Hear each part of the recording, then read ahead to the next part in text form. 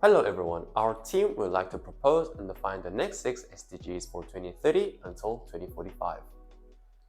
Our presentation is divided into 3 parts as follows. And let's begin with the introduction.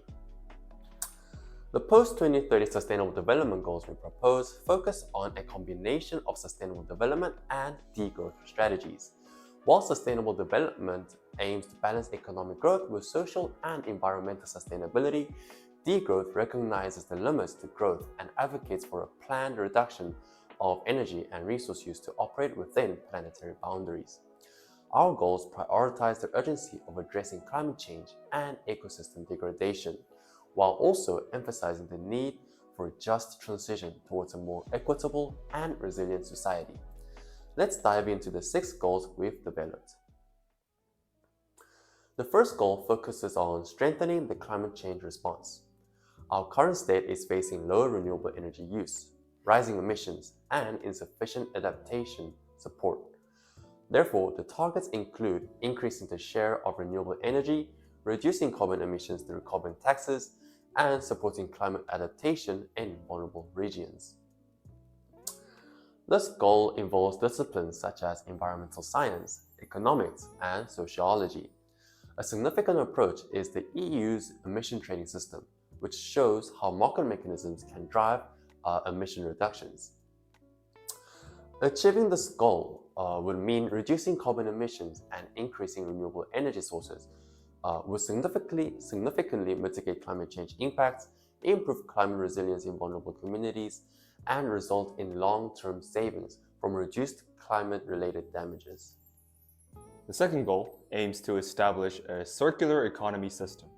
Currently, many countries have started recycling programs, but global waste generation continues to rise, and while upcycling is gaining popularity, it remains a niche market. The targets are promoting product reuse, implementing recycle incentives, and encouraging upcycling. So this involves environmental science, economics, and engineering. And Sweden's waste management system, which recycles nearly all of its household waste, demonstrates the effectiveness of comprehensive recycling policies.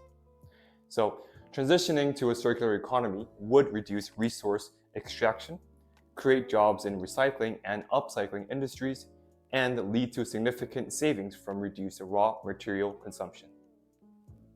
Our third goal focuses on the conservation and restoration of natural ecosystems. Currently, biodiversity loss continues at an alarming rate due to habitat destruction and climate change. While some successful restoration projects exist, they need scaling up. The targets include protecting key habitats, expanding restoration projects, and implementing sustainable management practices. This goal involves ecology to understand ecosystem interactions, economics to analyze the value of ecosystem services, and geography to monitor changes. Costa Rica's reforestation efforts, which doubled the country's forest cover, show how dedicated policies can lead to significant environmental recovery. Achieving this goal would enhance biodiversity, improve quality of life through better ecosystem services, and provide economic benefits from ecotourism and sustainable resource management. The fourth goal addresses food security and sustainable agriculture.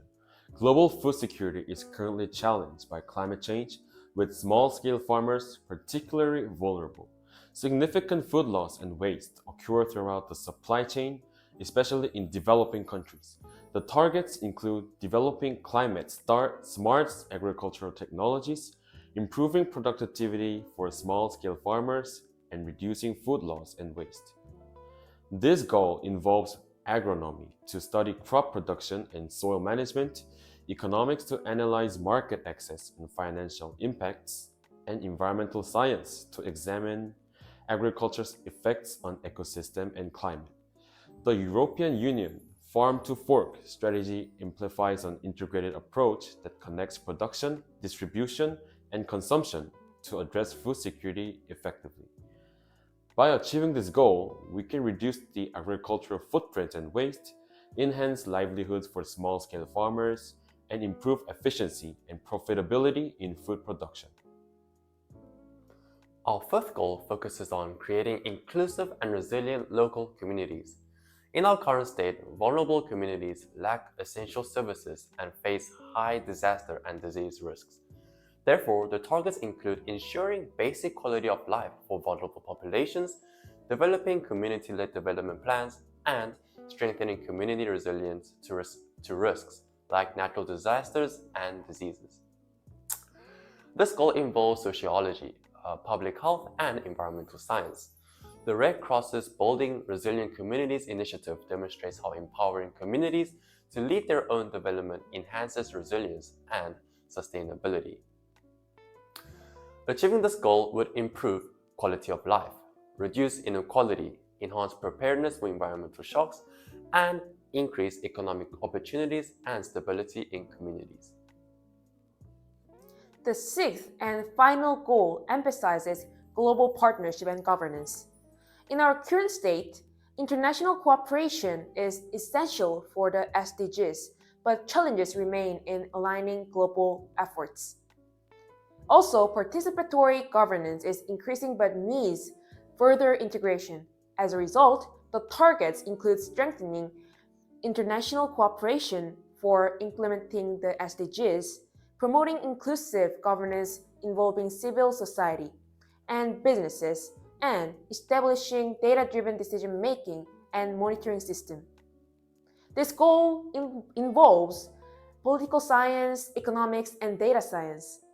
The United Nations SDGs framework itself exemplifies the importance of broad, inclusive collaboration and data-driven policies for sustainable development.